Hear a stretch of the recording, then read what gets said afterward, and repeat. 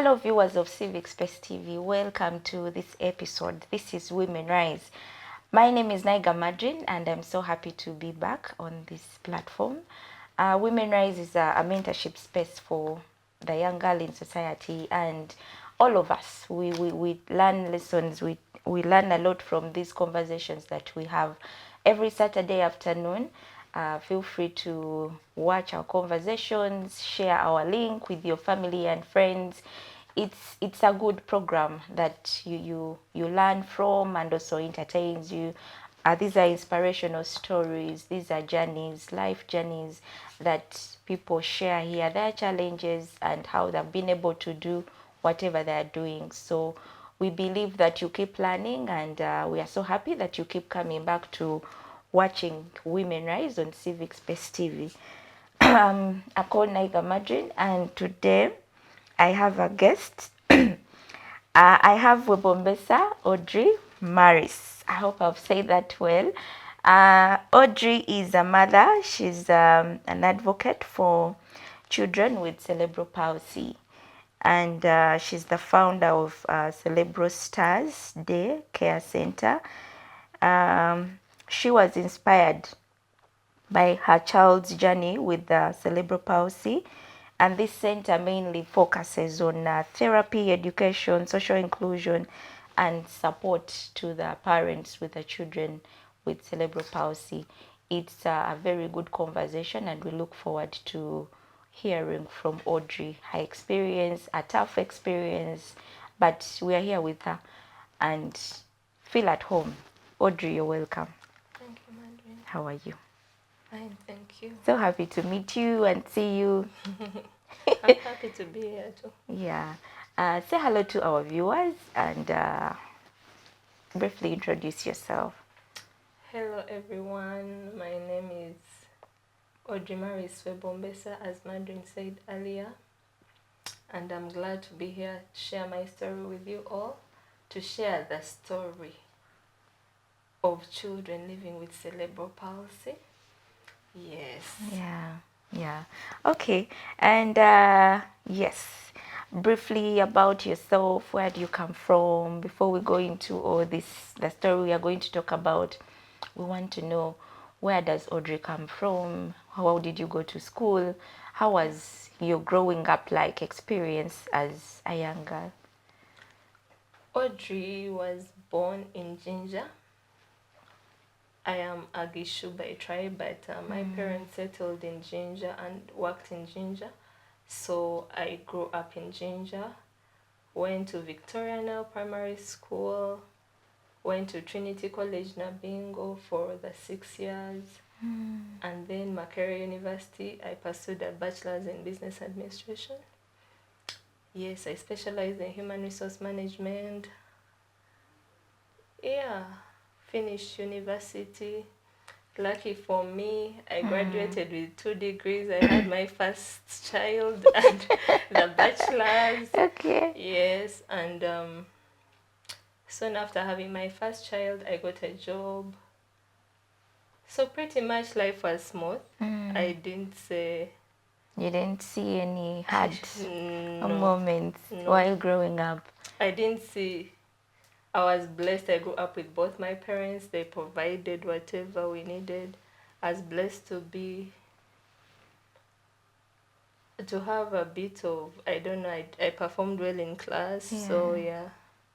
So I would get most of the things on merit. I was that disciplined child who followed instructions. So Everything came on a... Yeah, things seem to be on a silver platter. Okay. Until So later in life. what I know, so what was that one thing that excited you about your childhood? My childhood. One that you remember that was so exciting growing up. My childhood, what excited me the most? I think my mother loves to dress up. So she loved shopping. And among my siblings, I think I'm the one who took after her. So whenever she would be going shopping, she would ask go me along to with go you. along.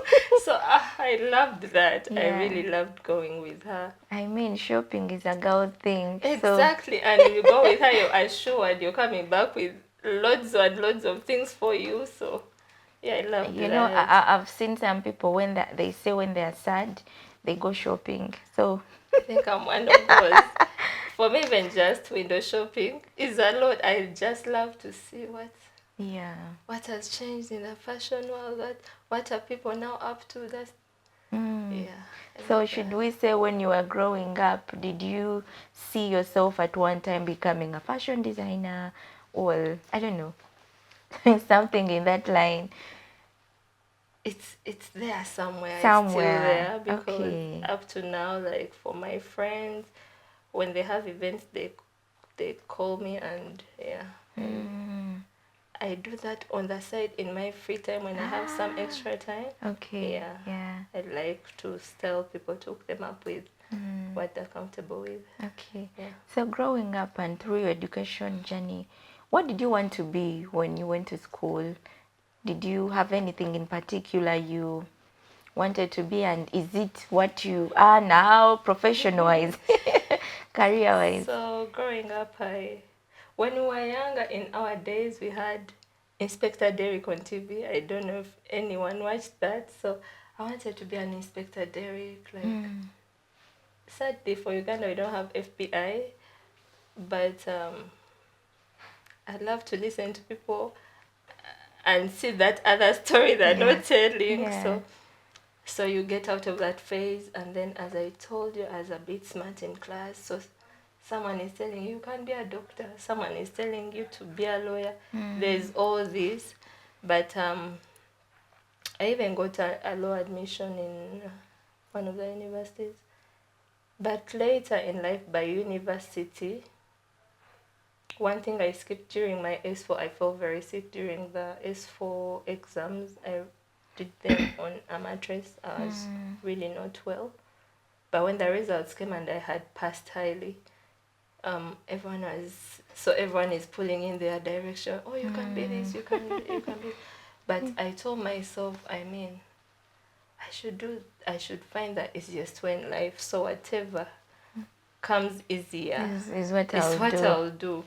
So when we were applying for the choices for university, I just asked a friend of mine I used to read with. I asked her what she was applying for. When she said business administration, I said that's it. Let me go for So all the this. 4 choices I actually, because I was sure I would get it, so I Yeah. just put business administration.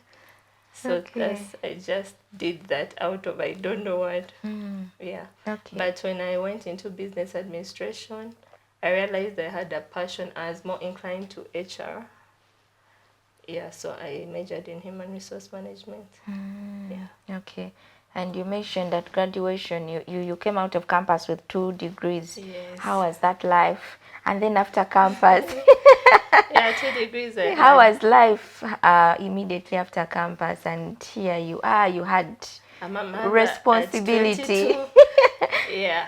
So I had my first son.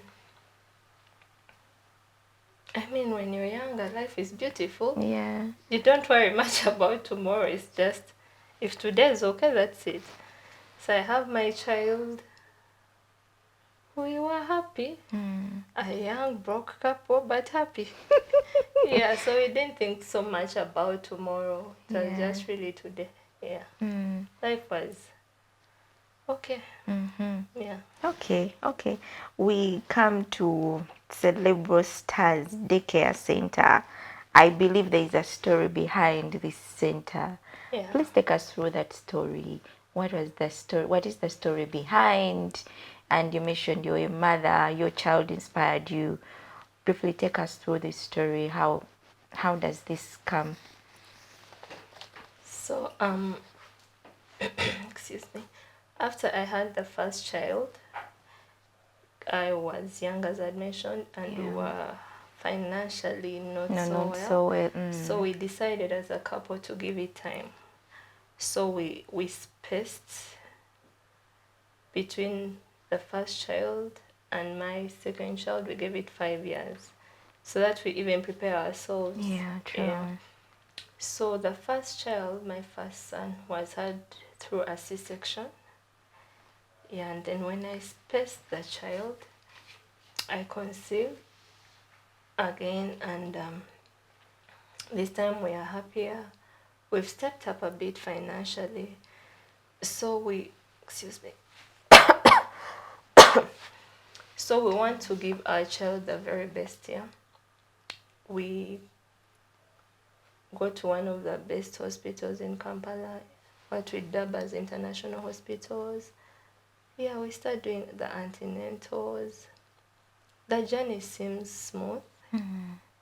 Yeah, and then finally I'm in labor. It's time to have the baby. So while I was pregnant and during the antenatals, the doctor told me that the baby, of course they do a scan, had a cord around the neck. But this baby was fine, so was I. So when I went into labor, the doctor said I'd spaced 5 years, because initially we had planned with the doctor to have a C-section, because my first was C-section. a C-section, yeah. So he told me it had been 5 years and that's enough time. Many other mothers have normal delivery after C-section. I have heard of that, yeah. Yeah. So when he convinced me, I was like, okay, we could try, because he told me everything seemed fine. So the labor was prolonged. I was in labor for a really long time. But he kept checking on the baby and myself and kept saying we were okay. So, but during my labor, I vomit. So I kept vomiting. And I kept getting weaker. Because the more you vomit, the weaker you get. So eventually they do a membrane sweep and they take me into the labor suit to have the baby. But while I'm trying to push the baby out, the baby was not coming out, as instead getting more weak. I was getting really, really weak, but the baby wasn't coming out. And while in the labor suit, of course, there are other labor suits next to yours. I would hear these other mothers come, push their babies, the babies are out and and they're going out. Yeah. My case was different. So I keep trying. The guy is encouraging me, try. Eventually, he goes and calls a midwife, come and help me. So the midwife also comes, she's supportive, she's telling me, Audrey, you can do this, you can push. They're really encouraging me, and I'm doing my best to push the baby, but the baby was not coming out. So eventually they agreed to bring a vacuum extractor and remove the baby. I knew nothing about that. I had never heard about vacuum extractor in my life. I thought the only options for a mother to have a child were either you push the child yourself or the C-section. But the vacuum extractor helps you while you also help it, because they attach it through you to the baby's head and it pulls the baby, but you're like working together. Yeah. So at that point they start looking for the vacuum extractor. They say there's a missing component, they are trying to look for it, but time is going, yeah. They find that component, attach it, and then start the process of bringing out the baby. One thing I remember is at that moment, my mother was even banging on the door, because I think I'd taken really long in there. So she was, I think as a senior mother, one who has experienced she was already worried. She was worried. She was wondering what's happening. Everyone is coming out. My daughter. I'm thinking, if they had already seen the child had a cord around the neck, why couldn't it also happen one of the problems why the baby wasn't coming out? The guy told me after everything that he forgot. He forgot about the cord. So Audrey, I'm here, I'm thinking, because when I had my first baby, they told me she also had a cord around the neck. I went into labor for some long hours, but then I went for the C-section. So I'm here thinking, if didn't your gyna know that the baby had a cord, maybe it was one of the reasons as to why you were pushing and the baby is not coming out. Yeah, the cord contributed too. But the guy said he forgot. He forgot about the cord. He forgot about the cord entirely.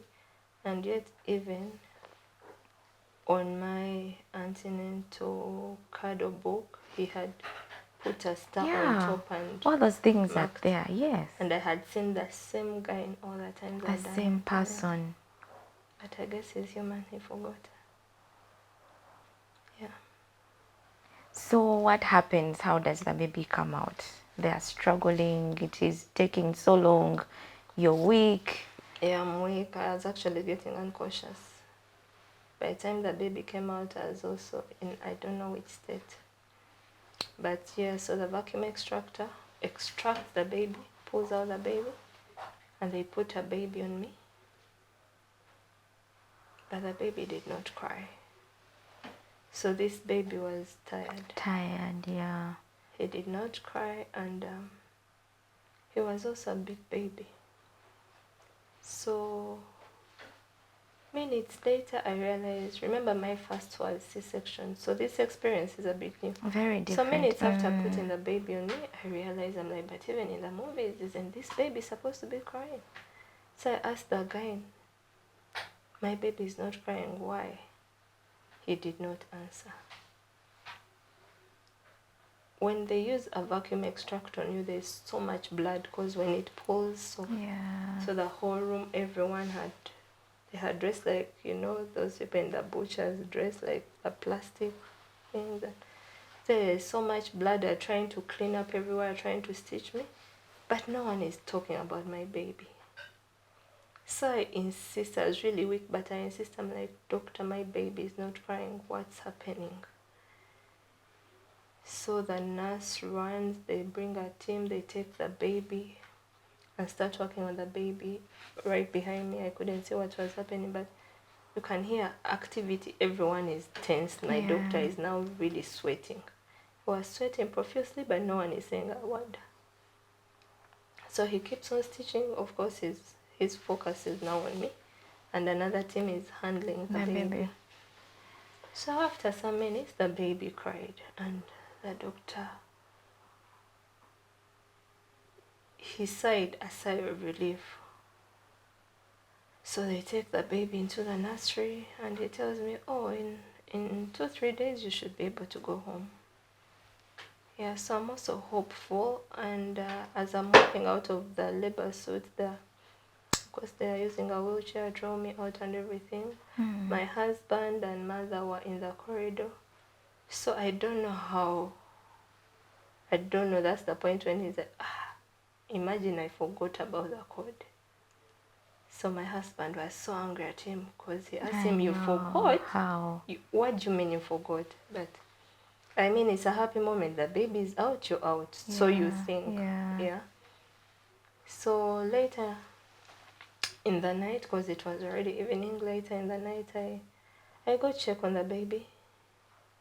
At that point, I was also really weak. I was swollen. Of course, I had gone through my own as a new mother. It had been a lot. So they escort me to the nursery. The baby is there, but he's in an incubator. And I breastfeed him. He breastfeeds, and that's a good sign. We are so hopeful at that moment. We believe we're going home soon. So one thing I was also told later was that also that was a mistake. A full-term big baby was put in an incubator. He wasn't supposed to. So following day, I come check on the baby. Things have changed. He's not in an incubator anymore. He's on a bed. Yeah, he has the oxygen tubes. And then when I asked the nurse to feed him, she told me no, I wasn't allowed to feed him. I was going to feed on glucose because the condition had deteriorated. So I wondered how, like, I left him. The baby you breastfed before? Yeah, baby I breastfed. But even then, I'm thinking it's something minor. Yeah. Because when I asked the guy and he called the nursery and talked to the ped, He was told the baby had got an infection in the nursery, but they were working on it and he would be fine. So if you realize so many things are already going wrong in a new life. So what started as an infection that I thought probably was minor took a turn. By the third day, fourth day, he was in a very critical condition. The baby was struggling to breathe. He was having labored breathing, like his chest would swell. And like, so now all the nurses he became priority, like everyone is really giving him, you would notice they are giving him more attention, slightly more attention compared to the other babies. So he has these oxygen tubes. Now we are studying the monitor closely, we are observing everything. But remember, I'm also really weak, I'm not yet well. So I would go to my room, rest, come back with support, because I couldn't even walk well myself. I was really swollen and everything. So my mother assists me, I come and check on the baby. But they kept encouraging me, you rest, mommy, you need to rest, mommy, you need to rest, because mothers also sometimes, yeah, so, but you know, as a mother, I have those instincts. Something is not right. Something is not right. So in the night, I would get that a lot, and I would decide to slowly, I wouldn't even wake my mother sometimes. I would walk slowly into the nursery to check on my baby. I would go holding walls for support until I reached there. And you'd find the baby's oxygen tubes are out. He's fighting for breath, but the oxygen is out. Sometimes the nurse is dozing, because the nurse's desk was right opposite. One thing I learned is that these beds are arranged in order of how critical the condition is. So the one who is most critical or severe usually is closer to the nurse's or doctor's desk. Yeah, and even closer to the door, because whichever doctor comes in first, they first attend to that one. So sometimes you'll find a nurse on her smartphone and the child's tubes are out, and they would seem unbothered. Like you ask her, but the tubes are out, she's like, oh yeah, replace them.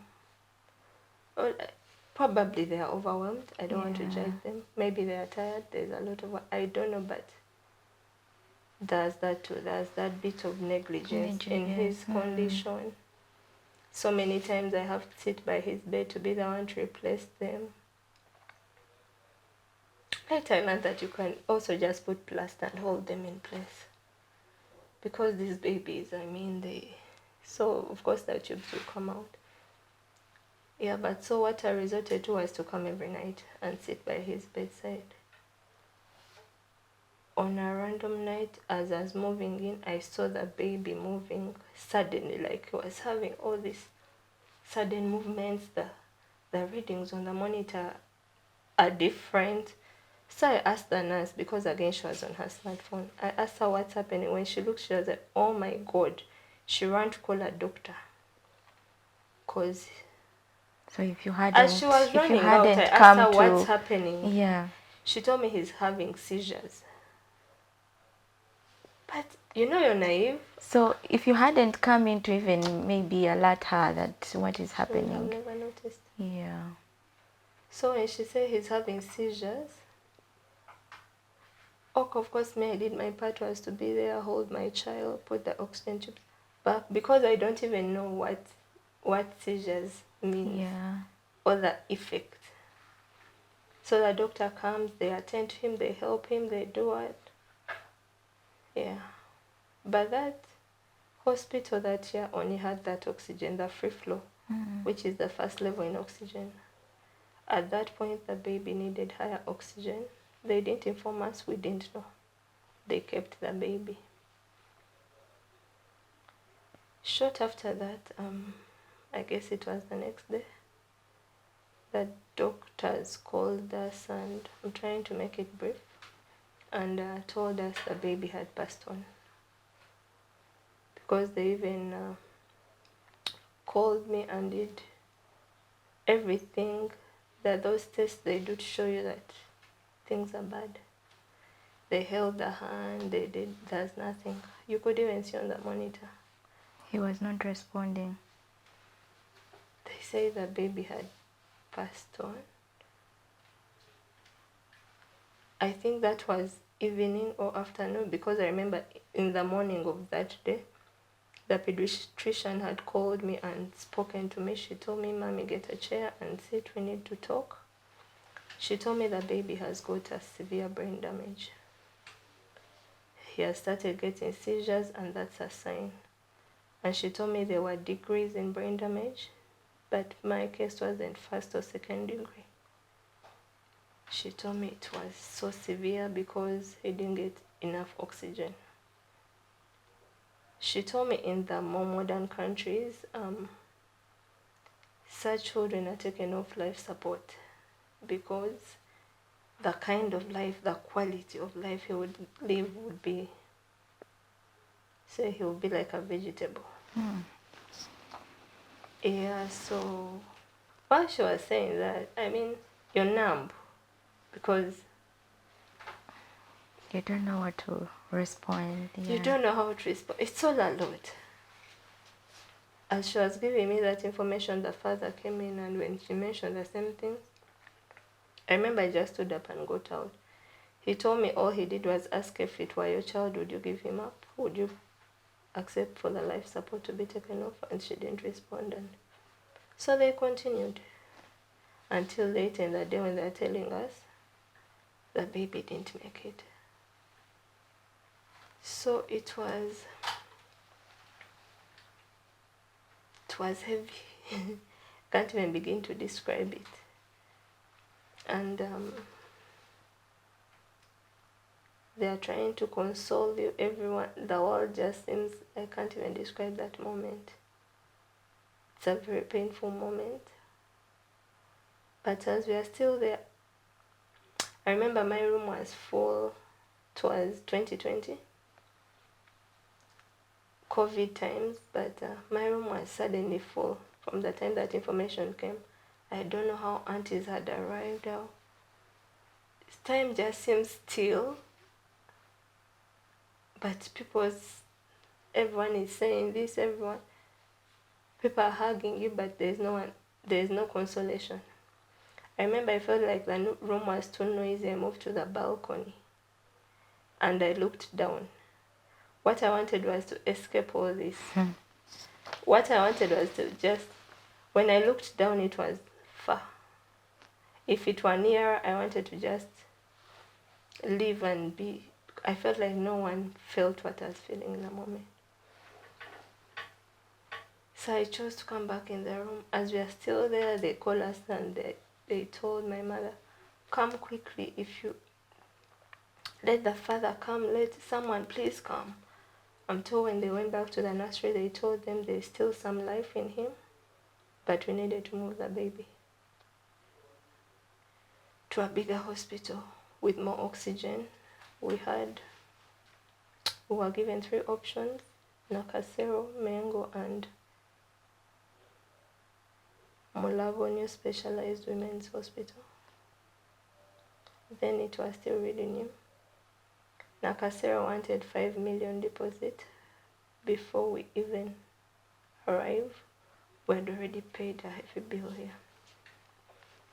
Mengo wasn't accepting babies older than 1 week for fear of bringing in infections, which is understandable. You can bring a baby from outside and they have other infections, and then so the option was Mulago.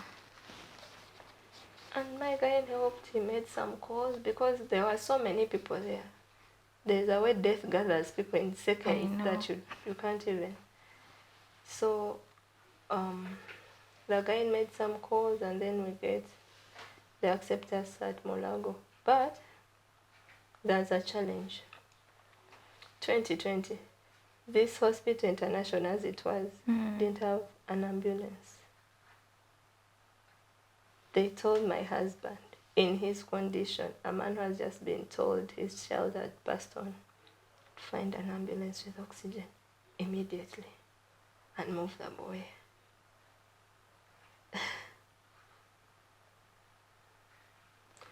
At that point, I had passed out. I could hear, but I couldn't. Tough moments. Yeah, you couldn't do anything, but I could hear everything, but I couldn't speak or anything.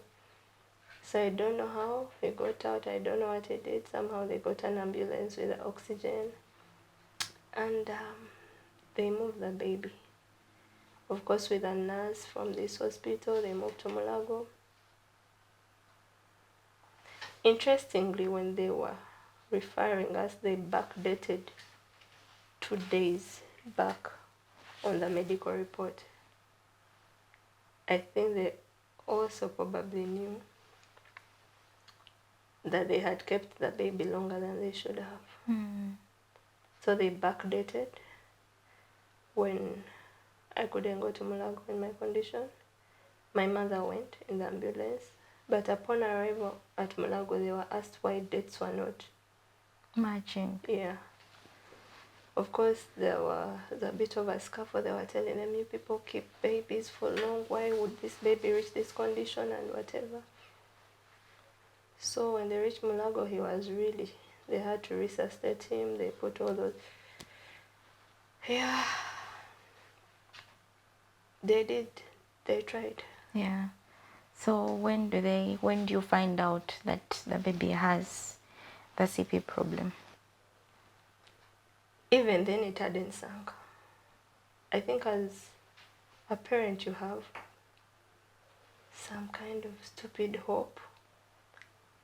That baby is one baby. I'm a believer, and that's one of the pregnancies where I prayed most in my whole life.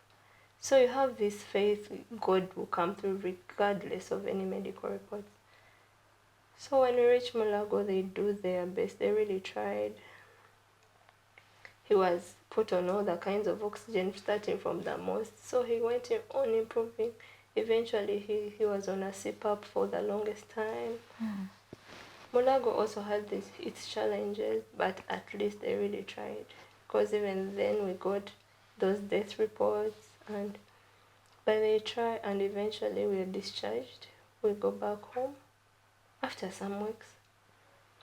And on going home, he had the feeding tube.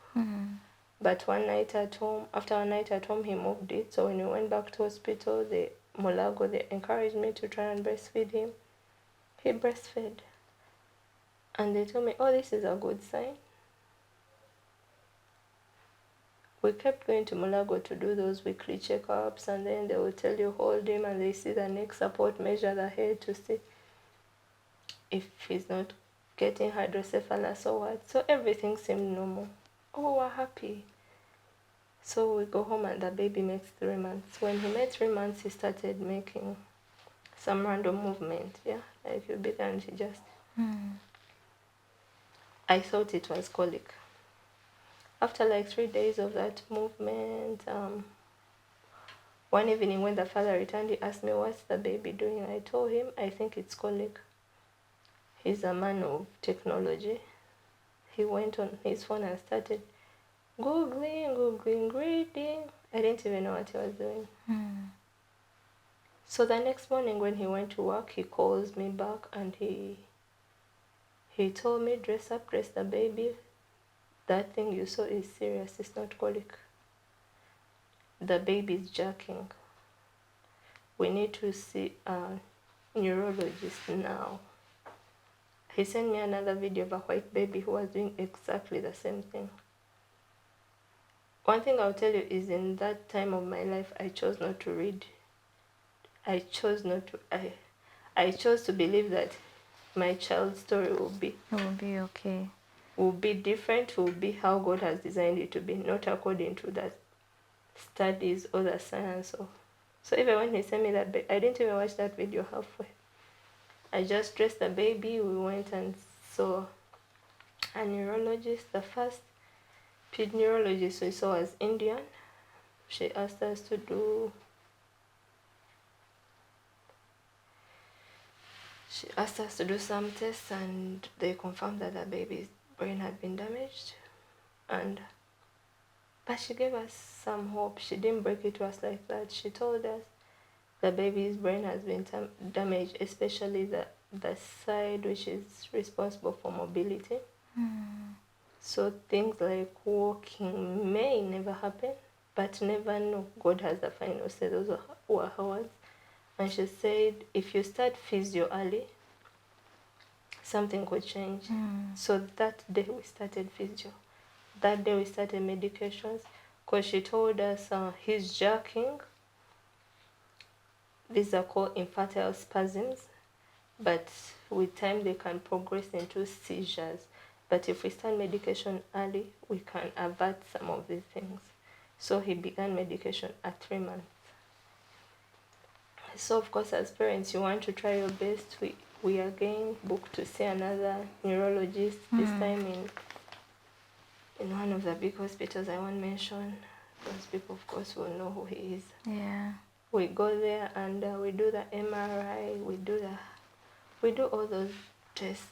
And when he looked at it, now that one I think gave us our reality. Though it was painful, he said, ono kati si mwana. So when I looked at him, I don't know what I was hoping to hear. He said, ono kati, oinayo mwana omulala. I told him yesterday, kubanga kati ono ye. Endaba contact mutegeko ogula ebintu nga wheelchair ebyo. It was such a bitter truth. I don't know what I wanted to hear, but that was too heavy. I remember we stood up and we just moved out of his office. We didn't wait for any medical, and we just, because the way he had just The way he was disregarded so him broad, like some rubbish. And even when we were moving out, I remember my husband drove, but I don't even know which route he took. Because he almost knocked, and I asked him where we headed. I thought he knew an alternative route. That's when he was, oh my God, where are we? I guess it was so ruthless to us in the moment. But that also kind of opened our brains to our new reality of what was probably coming. So in simple terms, to answer your question, back to the question, we realized he had cerebral palsy at 3 months. At 3 months we started medication, at 3 months we started physiotherapy. He's now 5.5. Yeah, so currently he's battling cerebral. 5 years. Yeah, 5 years and a half. Yeah. He has cerebral palsy, drug-resistant epilepsy, and he's severely disabled. I know it has been a tough moment, but how have you been able to overcome all this? The 5 years is now 5. Any support, how have you been able to do it? Family support, community, how have you been able to handle the challenges that come with the children with cerebral palsy? Truth is, having a child with disability is no child play. It's heavy. One thing is, I always say I was blessed that his father stood with us through this whole journey. The mothers I interact with, 90% of them are single mothers. Most of the men do not stay during such moments. And so one of the support systems I had was the father. But it's a very challenging journey. In Uganda, there is so much stigma. There are so many myths concerning disabilities, cerebral palsy per se.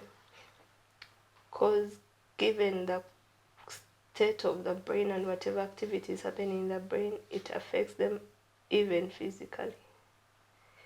So many children look a certain way, which here in Uganda is believed to be myth related. You sacrifice this child for that, you are looking for wealth, you are. Recently I had a new one which really amused me. Apparently, one of the mothers told me she was told her husband cheated while she was expecting. That's why the child is in that condition. Yeah. I mean, there's a lot that So the we can challenge is, attach. it's challenging. It's an expensive journey. So you're challenged financially. As I mentioned, we were on medication from 3 months up to now. Daily medication. I've not spoken about adaptive devices. You want them to live a somewhat normal life. Those adaptive devices, let's talk about kinds of wheelchairs, standing frames. They make their life easier, but also yours. My son is O'Neill. O'Neill is his name. O'Neill is heavy. You will not carry O'Neill all the time. My back hurts. So you need devices which are expensive. You need therapies which are expensive. So financially it's challenging. Socially there is stigma. People are not aware at all. You meet even educated people, but they don't know how cerebral palsy comes about. They think you did something wrong. They don't know that it could happen to anyone. Yeah. So yeah, there are challenges socially, financially, but there is also the Emotional bit is... The emotional bit. Because myself, like many mothers who were in that shoes, you feel like your dreams have come to a halt. For someone who loved studying, my goal was to become a doctor, like to have a PhD. I'd started my journey in human resource. So all that comes to a halt. Because it's either you pursue your career dreams and let this child go probably, or you focus on your child and let your dreams go away. So it's very heavy emotionally. You can't even socialize. Those are years of my life. Everything is new. His condition is so severe. He was literally always on oxygen. So you cannot be on WhatsApp. I mean, what are you doing on WhatsApp when this child is having seizures non-stop? Because his seizures are constant day and night. And emotionally, I've told you, like, for most mothers, they don't even have a partner to support. So they are in this alone. Like, she has to choose between this child, staying with this child and they die of poverty, or she goes and fends for the rest of the family and locks this one up. Yeah. She may even decide to go with this child, but just the kind of eyes people will give you in that taxi carrying that child, I mean, it takes a toll on you emotionally. So it is heavy. Yeah. Those are the challenges. So when do you start the center?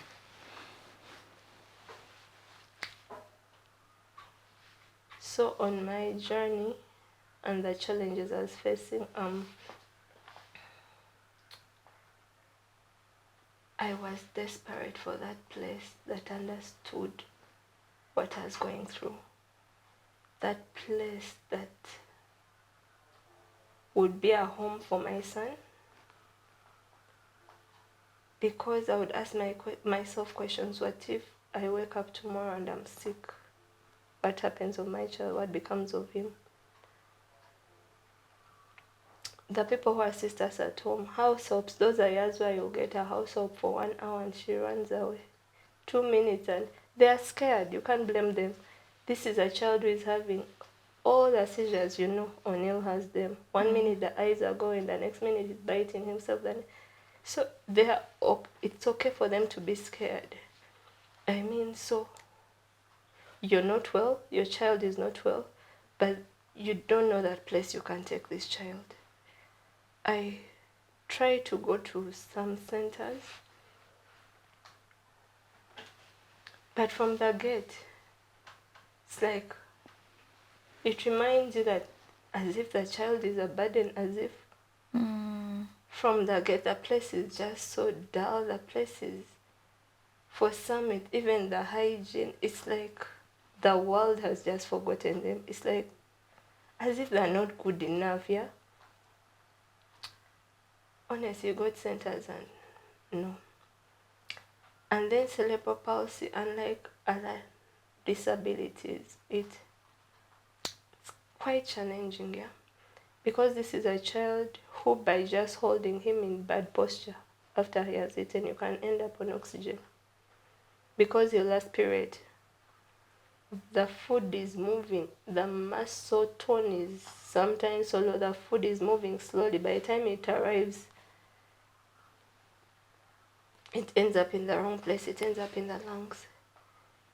So I was overwhelmed. But there's mothers want to work. They are human beings, they have dreams. They want to socialize. But you will not take that child. Many of them are sensitive to noise. The minute they hear a car hooting or people clapping, that's a seizure. So you will not go with your child. But where are you going to leave this child?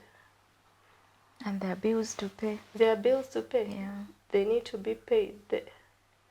So it was a tough journey. I remember there is a moment when we were overwhelmed, we were always in hospital. Imagine you're always in hospital, they're telling you you may not make it in the next 2 hours, he may be gone, he may...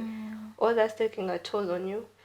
And so one day the doctor told my husband that he needed to, first of all, that I needed counseling, because as a mother I had reached a state where I think I was slipping into depression. I wasn't speaking. I was just quiet. However much you crack a joke, whether you do what, because I felt like no one knows what I'm going through. They don't understand me in this state. So even if you invited me to, so you invited me, what about my child? So I was in that position, and we were advised, my husband was told to let me change environment for 2 days for a weekend without the child. Yeah, and so that particular weekend, we chose my mother to stay with the baby. I mean, in Africa, we believe our mothers are like the wisdom of the wise. They've seen it all. So we chose to take the baby to my mother in Ginger and go away for the weekend. Imagine on the same day, few hours later, You are back. she called. Oh. She called and told me, Audrey, I'm sorry, but I'm scared. I can't sleep.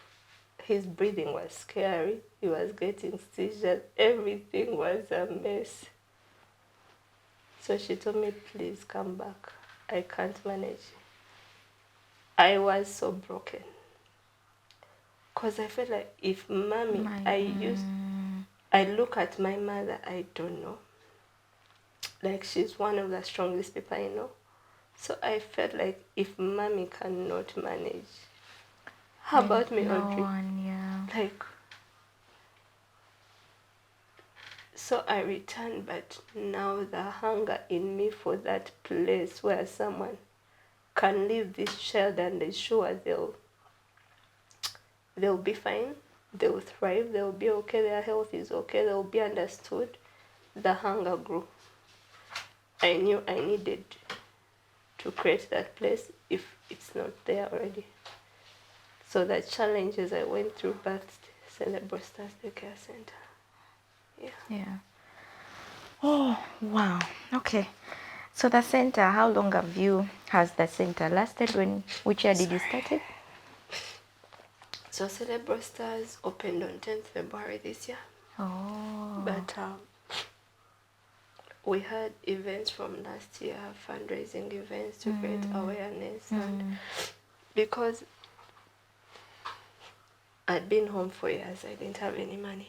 I had this dream, but how was it going to come into reality? I know. Okay, so Audrey, how has the center so far been? How is the experience? Have you received any, children from elsewhere within the center? The center is good. The experience is worthwhile. Yeah. It's so fulfilling to know that you can start a place where people like myself find comfort, find hope. The center is a home. We have children with cerebral palsy coming from far and wide. We have their parents too, because we are dual mission. Parents come get counseling, get community, the children get the therapies they need. Yeah, so the center is good. We are located in Chanja, and Chanja. every other day we keep growing. Yeah. Okay. So how many children do you have now? So the center is both day and night. Okay. Some children sleep over, and some just come for daytime services. Yeah, but in total we are coming to about 30 children. Wow. Surprisingly, people have these children. Children with cerebral palsy are actually there. They are just, some are hidden, some for different reasons. Some families have them, but they choose not to even talk about it because of different reasons. Yeah. But they are actually really there. Yeah. Okay. So which kind of programs or therapies, activities do you engage these children in? So these children get physiotherapy, occupational therapy, speech therapies, and they get to enjoy the adaptive devices at the center, the wheelchairs, the therapy balls. But we look at those children like any other center. So we do every other activity. We play with them, we feed them, we do just like any other child. They receive all the care they deserve. The other people you work with, are they experienced? Is there any additional effort or skill that the people you work with that handle these children? Because earlier on you mentioned when you, after eating, if you hold them in a very bad position, something bad might happen. So do you hire people with skills? How do you handle this? So the people, excuse me, when we started out, my priority was people who have been on this journey with me, the ones who are passionate about children with cerebral palsy. For example, when we were hiring the therapist, it's not just any therapist, any physiotherapy. It's those I've met on my way that have gone an extra mile for this child because he has cerebral palsy. Then we also give priority to mothers of these children. Because, I mean, if we don't prioritize these caretakers of children with cerebral palsy, who will? Yeah. So when we're hiring, we prioritize them. First of all, they already have some experience. Second, we also want to empower them. We really front empowering women and women with children with cerebral palsy. Yeah. Yes. Okay. Beautiful journey so far. And how do you make sure? Because I'm thinking the support, financial support to even be able to accommodate these other children, the partnership. Do you work with some people? How do you do this? I've seen people doing charity. Do you have any of those coming through? How do you handle the financial bit, the space? How big is the space? And everything that comes, that you have to, food. There is a lot that these children need. How do you handle? How? So first of all, for all the viewers, those on Instagram, if you can look for cerebral_stars, you'll see our home. It's a very beautiful space, very spacious, very beautiful. Imagine you get children who don't even have cerebral palsy who want to come there. Yeah. That's how beautiful it is. But to answer you, in the beginning, as I was mentioning earlier, we had to fundraising events. That's how we were able to secure this place. But going on the journey, we get a lot of help from any well-wisher. Like if you saw our journey today and felt like you can come in any way, we get a lot of support from well-wishers. Any amount does anything for those children. Because, for example, we have free therapy Tuesday every week, where these children, regardless of where you're from or who you are, the ticket is, do you have a child with cerebral palsy? They come and get free therapy. Okay. They get a meal. The parent gets to eat something. They get counseling, all free of charge. But on my own, it's so heavy. So whoever can in any way comes in and assists us. Yeah, sometimes we get help. For example, we had Mother's Day celebrations where the mothers just came to relax, enjoy themselves, have buffet and everything. And Buveri Retreat Center came through and gave us something. So like that. Yeah, once in a while we get people to jump on board and assist us in one or another. But yeah, it's heavy, and whoever can in any way, our kind of help goes even up to diapers. Yes, because once the children reaches the center, I take over, I'm the mother. So when it comes to diapers, while they are there, we give those. When it comes to clothing, whoever can assist in any way with clothing, we give those too. So we could use a lot of more support and partnership. Yeah, okay. And to our viewers, anyone who is watching us and would want to, find you, the home is in Chanja. They have an Instagram page. They're also on YouTube, social media handles. Someone who cannot even reach you physically, but they can maybe, send in something, do charity. I've seen people doing charity. The year is ending. Many people come in and they want to give back. Consider giving back to Cerebral Stars Daycare Center. Madeline, something I didn't mention. Yeah. In October, actually, Independence Day, we had old girls of Gayaza Junior School. They came and did charity with us. We were so blessed. Wow. They blessed us with so much more wheelchairs. Actually, the mothers were so moved. They broke into tears. They were so happy. It was beautiful. So anything can help. Yeah. It's a good cause. I believe as we are ending there, something that you can consider giving back. Have you completed your year? It would be a good blessing to come your way if you give something small to these children and the people that are taking care of them. Some basic knowledge, some basic information, someone out there, maybe they have a child with cerebral palsy or someone does not have, of course you don't know what will come the way. So some basic information, some basic knowledge, what we should know about cerebral palsy, how to handle these children, how does it come along. Of course, from your story a lot happened, but then something basic someone can about cerebral palsy. So basically, cerebral palsy is a brain disorder.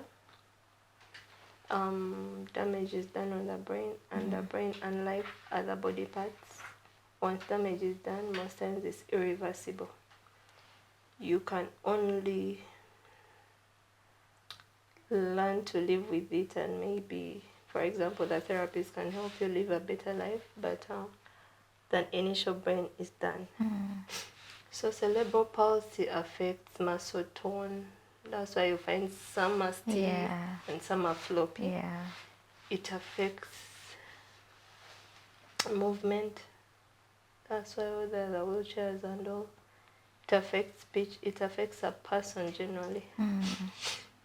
Cerebral Stars Daycare Center is focused on children with cerebral palsy, but even adults can have cerebral palsy. One of the most common causes is negligence during childbirth. Those few minutes the first very minutes, can be a lifetime of someone's Yeah, so, and most of the cases we receive are that negligence during childbirth. I won't even blame the medical staff. Sometimes they're overwhelmed. It can also be caused by jaundice at childbirth, that's the yellow fever. If not attended to in time, the damage can go to the brain. Severe malaria in children can cause cerebral palsy because once they start convulsing and then it goes into seizures. And also accidents, just an accident to a child. If a child fell and they hit their head a certain way, all that can cause cerebral palsy. Basically, these children are growing. Some are growing, but some are not even growing physically. Sometimes you'll find one who will tell you they are 8, but they look 1 year old. Some of their bodies not responsive. Okay, the feet, I don't know. So some are malnourished. Some are not. Most of them actually don't grow according to their. They don't look their ages. Some of them, for example, the teeth are not really there or they seem. So it affects how this child appears. For most parents, they realize that children have cerebral palsy after delayed milestones. A child is supposed to be sitting, they are not sitting. We've tried all these herbal traditional things we do in Uganda and they're not working. Yeah, so sometimes when you notice delayed milestones, not all the times, but yeah, that's also another sign of cerebral palsy. Yeah. Okay, what message would you leave to parents with children with cerebral palsy?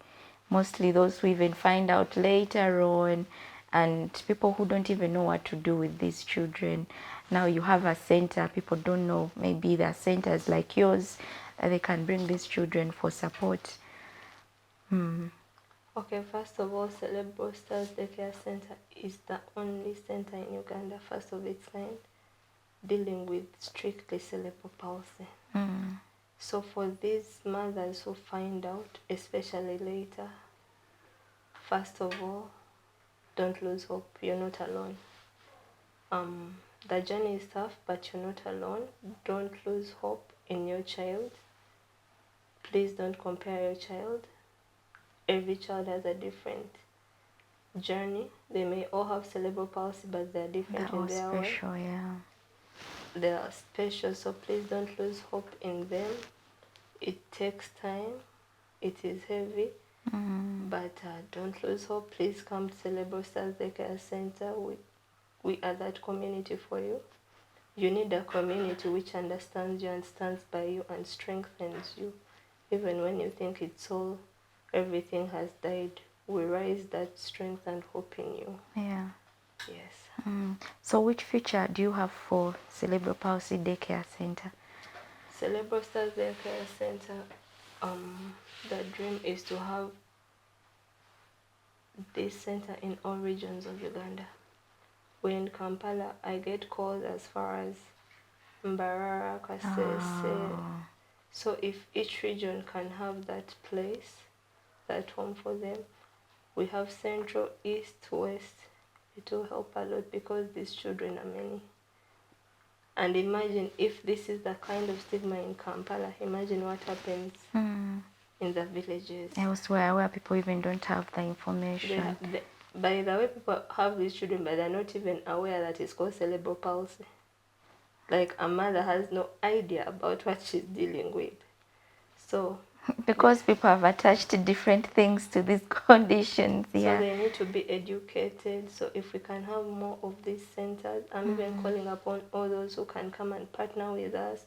We spread this awareness. We come up with campaigns just to educate people about cerebral palsy. It is real. It's among us. And we need to do something about it. Yeah. Wow. Okay. So beautiful here with Audrey. I mean, her story is so touching, emotional, but this is life and reality. You have to accept what God has brought on board and love these children. All these children need is love and support, of course, with the people that they live with. how do you have any number like people can reach you out to in case of any small support? It can be something so small. Also people with children that might need also to get in touch with you for this kind of support.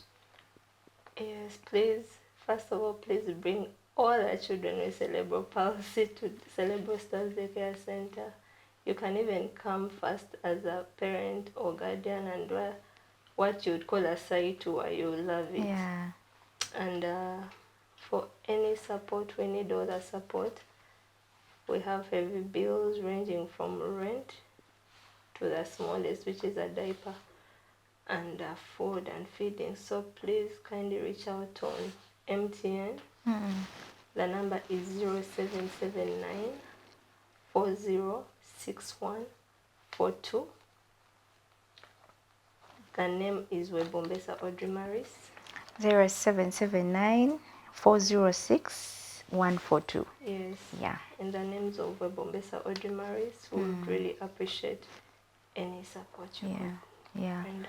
Please, when you're calling this number, let it be for Cerebral palsy related. only children. Yes. You're giving support, or you want to connect her to people who are willing to support the center. All you're giving out. This is thank you so much, Audrey, for coming through.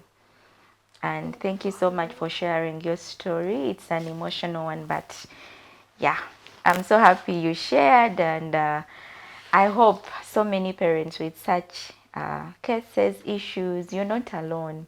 Audrey is here, a young mother, but she's surviving and she's doing it.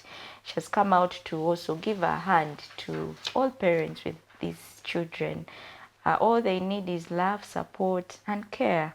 I mean, they're all children like any other child. She has said children who are not even sick, who do not have this condition, love to play at their center. I mean, we need this kind of inclusion and love.